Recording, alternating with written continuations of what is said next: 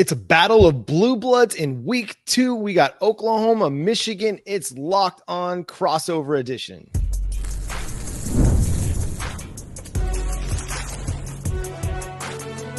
You are Locked On College Crossover, part of the Locked On Podcast Network. Your team every day.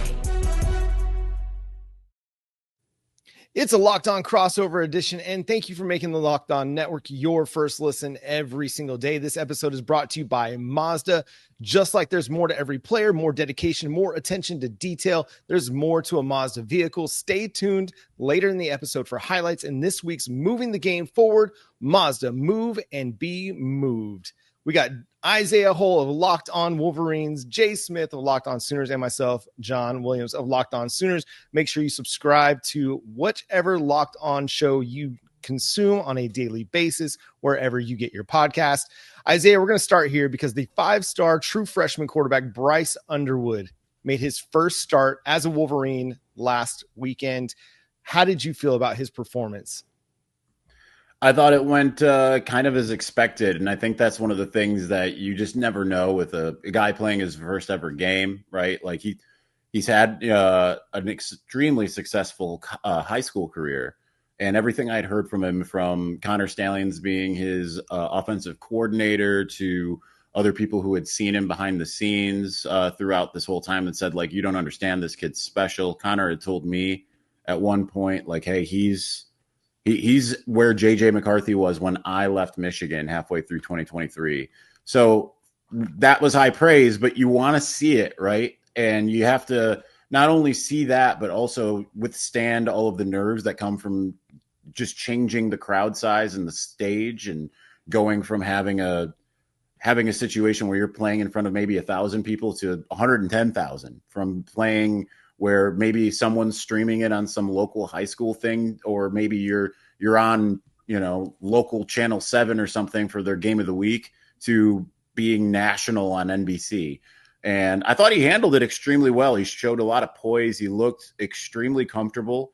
There was no point where he looked rattled. I think in the spring game, he looked a little rattled at times, just because, it's his first time handling that. And he never looked like he was out of place, and made all the throws, with whether it was with velocity or touch, accuracy, kind of all the way through, made good decisions.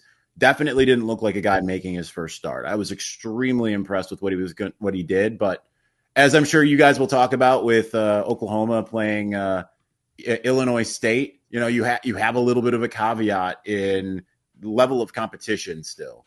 So I was impressed. I don't know yet what New Mexico is. They looked well coached, but it is still New Mexico.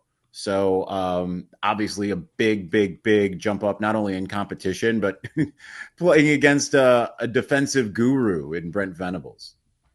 Well, and Jay, we've seen, former 5-star quarterbacks making their first start, and it not necessarily be a smooth transition. See Jackson Arnold and the Oklahoma offense last year versus Temple.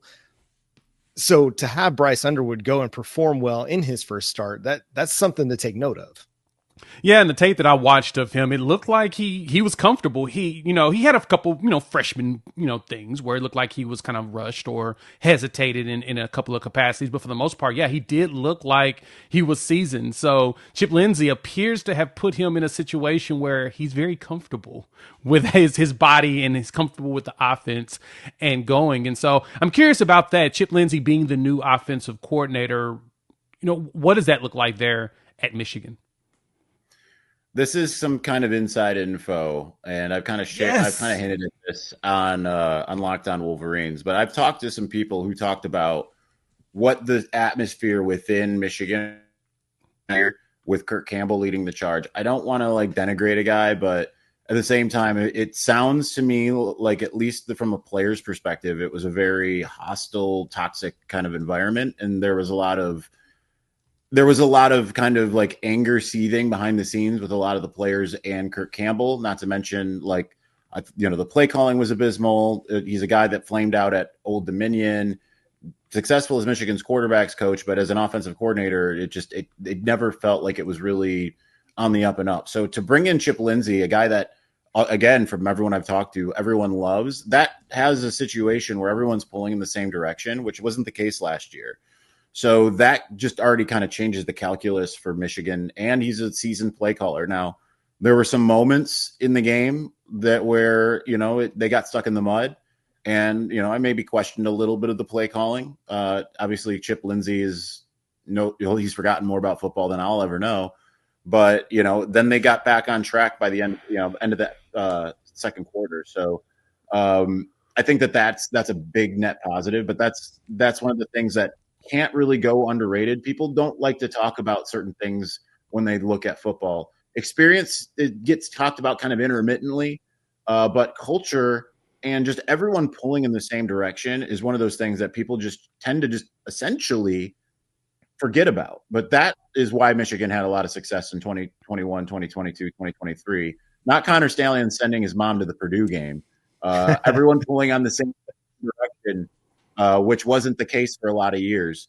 That plays a big factor. And I think with Chip Lindsey, that's where you can see, like, okay, everyone is on, they know what they need to do. They want to do what they need to do. And I think, like, that's like kind of emblematic when you see Bryce throw a block, like that's the Michigan culture kind of taking over. So I think that in and of itself pays a lot of dividends. Yeah, cohesion is a really underrated aspect of football in general because you have to have everybody on the same page. There's too many moving parts for one guy to not be doing what everybody else is expecting him to do. And I think that's why so many people are optimistic about Oklahoma and their offense and John Mateer, who made his debut with the Sooners this past Saturday, right, Jay? Yeah, the first game in Oklahoma, he's from Little Elm, Texas, so this is more so up the street around the corner in comparison to going cross country at Washington State. So more family could be in attendance and all of that. Plus, him following his offensive coordinator, Ben Arbuckle, it kind of gives him a leg up because he's been in that system for at least, 2 years with, this is his third season in it because his first year out of Washington State, they had a different offensive coordinator, but he was able to learn from the tutelage of a Cam Ward who, transferred out, went to Miami, got drafted number 1 in the NFL draft. So a very good person to kind of learn behind and see, but I think my biggest question is going to be, and we could talk about this in the keys to the game next segment, is really what Michigan's going to do about him being that big of a dual threat, because that's what he was at Washington State. For the Michigan fans that don't know, when they played against Washington in that Apple Cup, which, that's a opponent for you all in the Big Ten, he was just doing everything, not only throwing it, but he was running it. So he was creating a massive problem and putting a lot of strain on Washington to try to keep up with what he was trying to do out there on the field. And I think Oklahoma, for us, seeing him be able to just sit in the pocket, feel comfortable, and throw it, just like you said, Isaiah, the opponent is one to keep in consideration, but it's also the first game. So you kind of got that initial glimpse of, oh, okay, he will be patient in the pocket. He will go ahead and throw it. I mean, this is the first time we've had a quarterback that kind of showed patience in a few years since Dylan Gabriel was here, because last season there was not that much comfort when it came to just sitting there and launching it around the field and, getting acclimated with new wide receivers. So I'd say Ben Arbuckle has put together something that's going to be fun. So even from there with Michigan, I know that you all are a very power run type team, and bringing in a running back like Justice Haynes from Alabama, how did that feel bringing him in to try to, get close to duplicating the great run game y'all had over the last couple of years? I mean, I think it obviously went well. He had I can't remember what exact stat line, something like 16 carries for 169 yards and 3 touchdowns. Mm-hmm. I mean, that was the type of performance that Michigan fans are accustomed to seeing. Maybe it's not quite the same as the as like Blake Corum 2022, where he's just not only rattling off those big ones, but it just felt like you gave him the ball, he was going to get 4 or 5 yards every time. If they'd run Blake Corum on 3rd and 6 and he'd get 9, I don't know if we're there yet as far as that's concerned. And it has just as much to do with the offensive line. Everything I heard coming out of camp was from like behind the scenes was they were maybe a little bit better at run blocking than pass blocking, but I didn't necessarily feel like that was the case in the game. So I'm going to be curious to see, especially with this particular defense that they're going to be going up against, how they're going to be able to do that. Jordan Marshall, I want to see more out of him because, right, they want to have the 1-2 punch. like they've always had with whether it was Hassan Haskins and Blake Corum, Donovan Edwards last year, Kalel Mullings and Donovan Edwards. So I'm curious to see if that's going to be able to continue.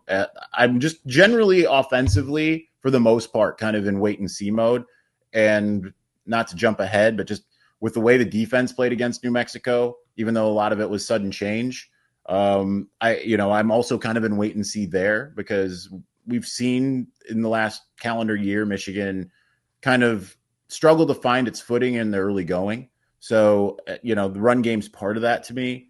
So I think that'll be interesting just to kind of see, are they able to continue to do, especially given what, Oklahoma didn't exactly stop the run against Illinois State. So is that strength against weakness there?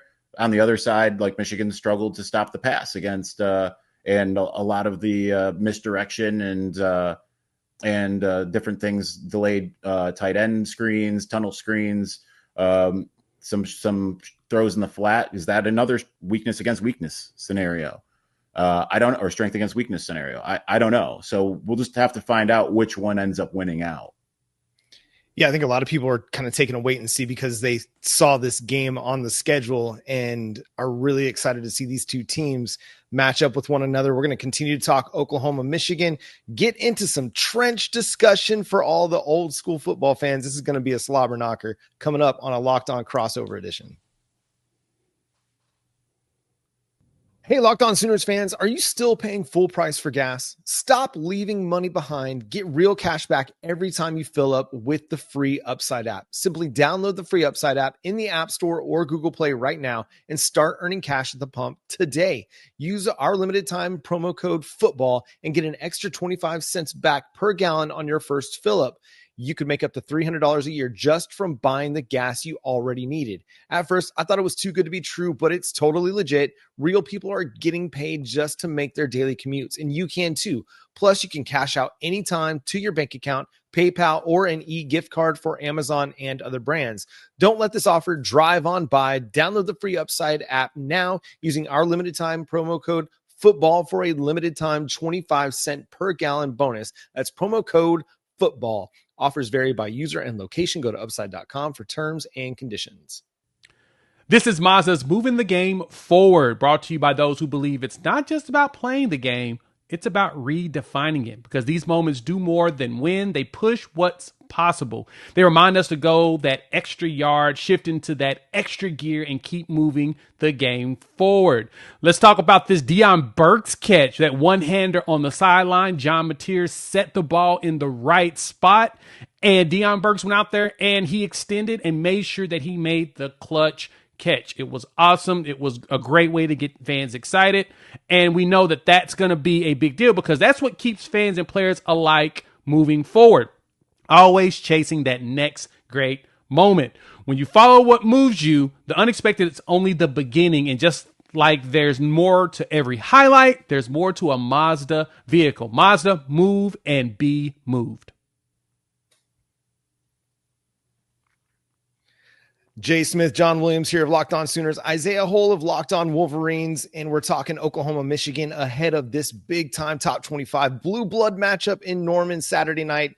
ESPN College Game Day is going to be there. It's going to be a battle in the trenches. I think nobody is under any false pretense this is going to be a spread them out and sling it kind of a game. Whoever wins up front is going to have the better shot at winning this game. So, Jay, Isaiah kind of touched on Oklahoma not really stopping the run well against Illinois State. They struggled a little bit, gave a few gashes. What's your expectation for Oklahoma this week against Michigan? I think it's going to be a completely different game plan. It felt like in this game, the goal was to burn as much clock as possible. And so in the beginning, you saw a lot of younger players or newer players playing on the roster and trying to figure out their gaps and filling up those run lanes. And they weren't really as effective as they should have been. But then you saw as the game went on, they started to lock down. I think Oklahoma got gashed for basically 2 or 3 bigger plays like the quarterback scramble or whatnot.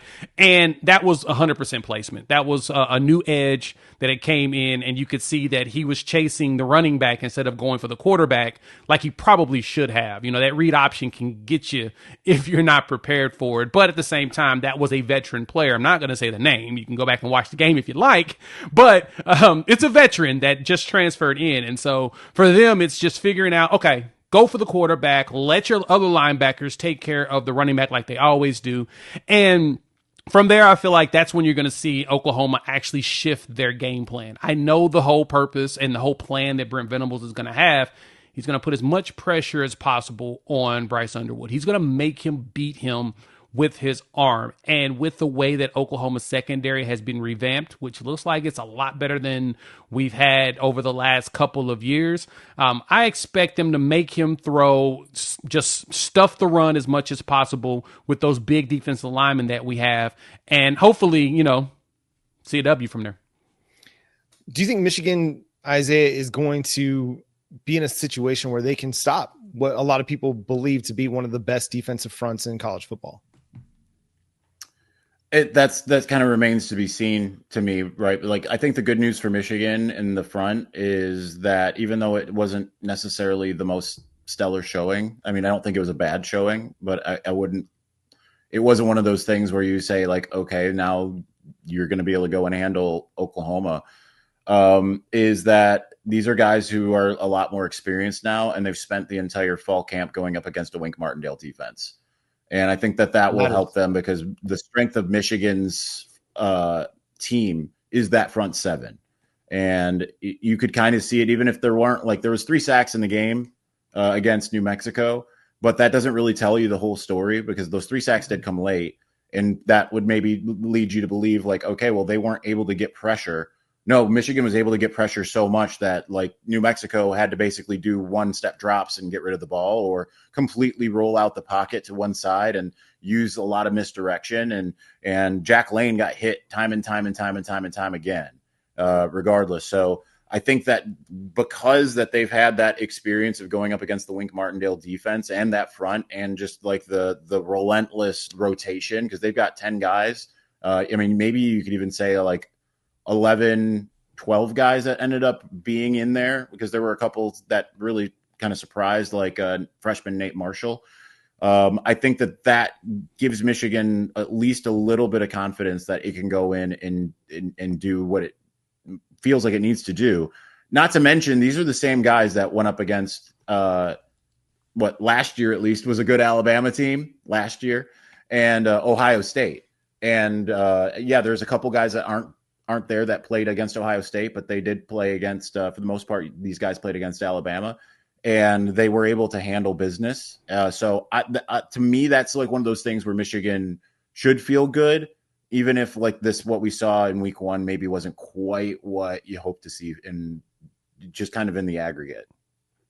Yeah, I think it's hard to make these big sweeping assessments of a team in week 1 against a much inferior competition sometimes because you don't know the ins and outs of what the coaching staff is trying to get accomplished and what they're wanting to do. You just go get the dub and you leave and start preparing for the blue blood matchup the next week. What can Oklahoma fans expect from a Wink Martindale defense, Isaiah? It's one where you kind of like you always hear about like disguises and you're not really sure what you're looking at. That's what is going to be happening a lot is, and I'm sure that's going to be the same on the other end. But it's a lot of because he's an NFL guy. He was the architect of the defense that Michigan's been running well before he arrived in Ann Arbor. He ran it with the Baltimore Ravens for quite some time. And for back when Michigan got Mike McDonald in 2021, Wink Martindale was considered to be the top defensive coordinator in all of the NFL. So it's an NFL defense. And last year there were some issues with it because he kind of came in thinking he had NFL personnel. And eventually he kind of realized, no, I've got college guys. And then I can build upon that instead of being like, here's what it is, do it like his predecessors did. We can build on it. And by the end of the year, it was great. And thankfully for him this year, he's working with most of the same cast of characters that he was working with last year. The defensive line in particular, I know everyone looks at Mason Graham and Kenneth Grant and says, how can you do it without those guys? Well, Trey Pierce and Rayshon Benny were the two starters against Alabama, and they had no problem getting pressure up the middle. So there's going to be a lot of relentlessness up front, a lot of disguises in the back, and you don't necessarily know what you're going to get. You can't sit there and look at it and say, well, it's a 3-4 or if it's a 4-3. There were a lot of times in this game last week where they had 5 down linemen, and I didn't see that at all last year, right? They often play with 2 linebackers. There's times they're going to play with 3. They're going to have a nickel out there quite often. It's just always going to vary, and they're always going to consistently mess with the quarterback's eyes. And I think one of the biggest keys in this game is the fact that John Mateer, in his career to this point, has never seen a defense of this style nor of this caliber. Now, obviously, Michigan has to also execute, which I felt like it didn't do all the time last week. But that's I think a really big thing. I mean, the same thing can be said for Bryce Underwood, but that's going to be really interesting to see how much does he kind of mess with John Mateer's mind the same way that Brent Venables is going to mess with Bryce Underwood's. Yeah, I'm glad you mentioned that, because that's exactly what I was thinking in that one, is that Brent Venables and Martindale are similar in that capacity. They like to bring us something up front, roughly around 15 seconds left on the play clock. They change the entire look. So they want the quarterback to have to think about 2 or 3 different things before they can snap the ball. And so, yeah, Brent Venables is going to bring a similar setup, because that's what he did at Clemson. That's how those defenses were so good, and they caused so many problems for Alabama in those national championship games, was they kept switching things up and like I said, messing with the quarterback's eyes. And I know that's what Brent Venables is going to do, especially to a true freshman. He wants him to overthink way more than he wants to. And just like Michigan, that's kind of the one big benefit for Oklahoma and John Mateer is he's going against a coach since the spring that does the exact same type of setup, similar to Wink Martindale is really making your quarterback have to make those adjustments. Same thing with our defensive front. So you're going to see, I think I saw a couple of 4-6s from us that we didn't really do much last year. Those bear fronts, I've even seen them go with, I think it was like 6 DBs, like 3 safeties set up at some point. So I know that similarly for Michigan, for Oklahoma fans, Michigan fans, that's what some of the things you'll see with Oklahoma is a ton of shifting and changing when it comes to how they bring players out. They'll be rotating probably too deep in not only the defensive line, but also in the linebacker room, and letting a lot of the corners and the safeties kind of, stick most of the time out there. But just like Michigan, this is what's going to be the funnest part about this game is I want to see which defense really executes and causes the most havoc for the other team's offense. That's probably the most important thing in this game, regardless, because both teams are really known for them having strong defenses. We're going to get into some final thoughts for Oklahoma, Michigan coming up next here on a Locked On Crossover Edition. It's almost the weekend. Time to look back and crown this week's MVP on Who Delivered. Powered by DoorDash. Just like you can win every Saturday with DoorDash Streaks. Saving more every time you order. These players delivered when it mattered most. Let's break it down. For the Oklahoma Sooners, we've got to talk about John Mateer, who delivered in a big way. Him with the touchdown passes to Keontez Lewis made you feel like he's the quarterback of the future for this team. So when the pressure was on, John Mateer came through. No hesitation, no delay. And if you've been watching week after week, which, starting the season up, this performance is not going to be a fluke. John Mateer is on a streak. And just like John Mateer delivered for the Oklahoma Sooners, DoorDash delivers your Saturdays with DoorDash Streaks. You save every Saturday on your order, stack it up all season, and you could save up to $250, including $100 in DoorDash credits. Order this Saturday. Keep the streak alive. Fuel your game day only with DoorDash. Terms apply. Promo period through November 18th.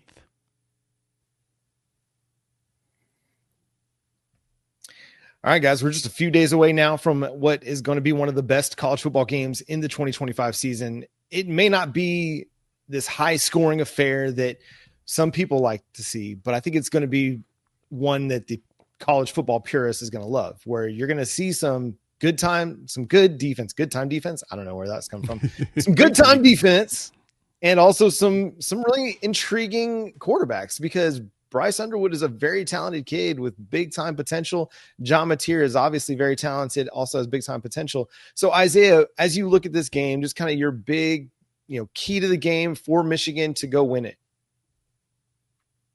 I think being able to set the pace on the ground and to be able to basically, even with Chip Lindsey being a new offensive coordinator, getting back to the typical Michigan style of things, which is, as Joel Klatt often called it, the boa constrictor, right? It's this idea that we're going to run the football and burn up so much clock, and our defense is going to get you off the field long enough that you're going to be really scraping and struggling to get those points while Michigan just slowly pulls away.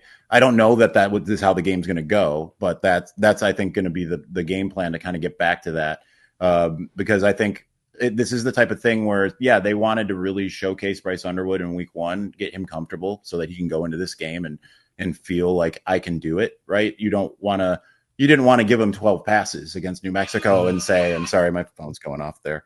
But what you really wanted was to be like, okay, you get comfortable now because we're going to want to run the football. But because if they can stop the run, then we need to be able to we need to be able to rely on you in those moments. So I think that Michigan's probably going to try to get back to its ethos in that light.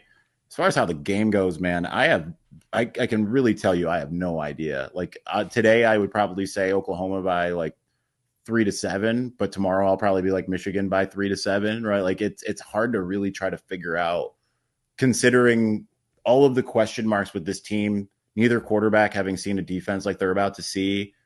John Mateer has a lot more experience, but against who, I think, is kind of the question that I have.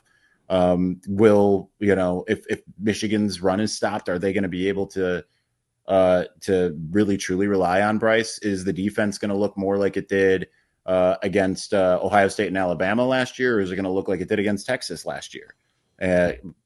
Those are a lot of really difficult questions to answer, and I'm so excited to see what it's going to look like.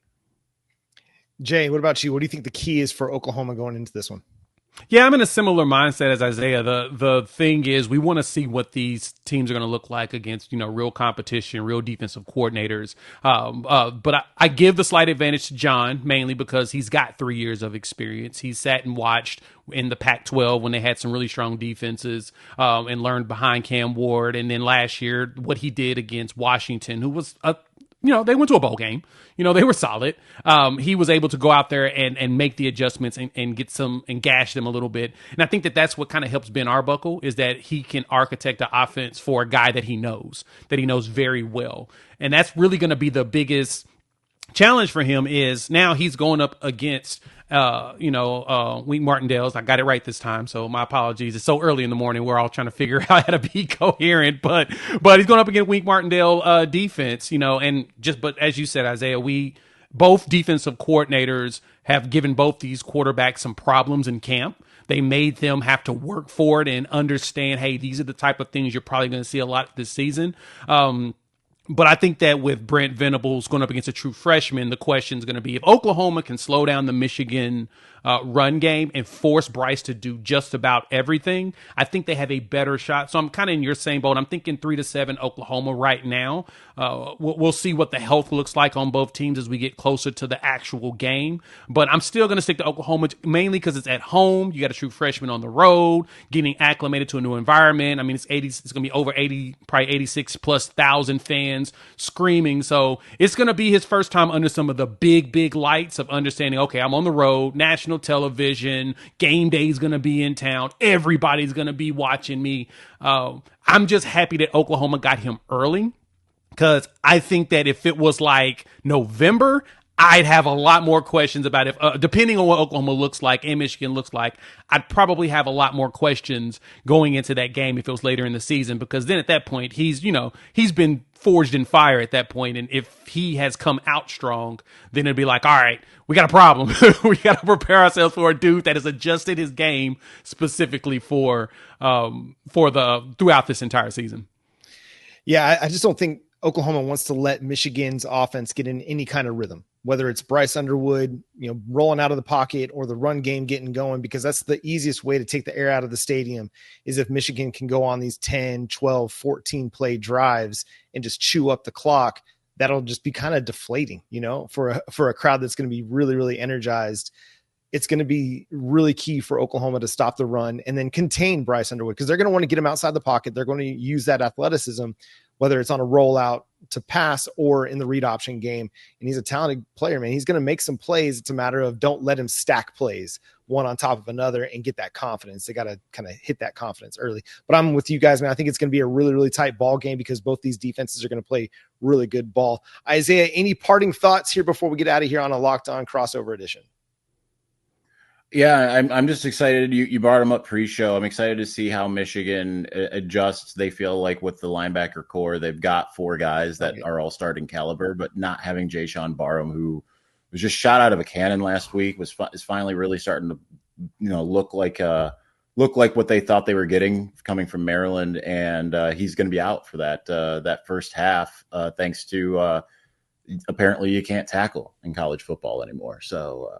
That'll be interesting to see what happens as far as Jimmy Rolder and Cole Sullivan filling in for him. But, man, I just can't be more excited for this game. It's going to be so cool. And I can't wait to get to Oklahoma. It's a place that I've wanted to go for basically my entire college football fandom. So to get this opportunity is so exciting. And I know Michigan fans are excited to get down there too. Jay, final thoughts.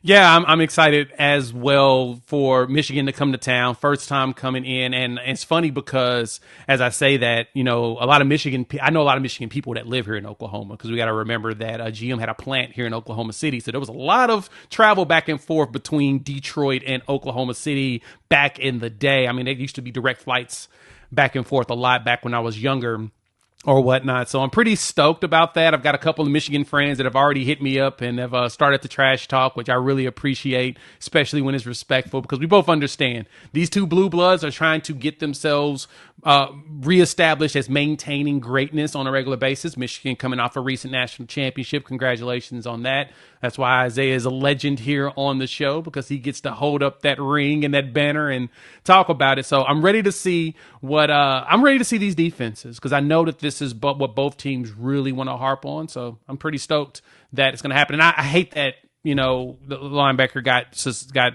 upheld on that suspension. It was ridiculous. That was not a target. So Michigan fans, don't yell at me when it comes to that, because it was not targeting. That was textbook.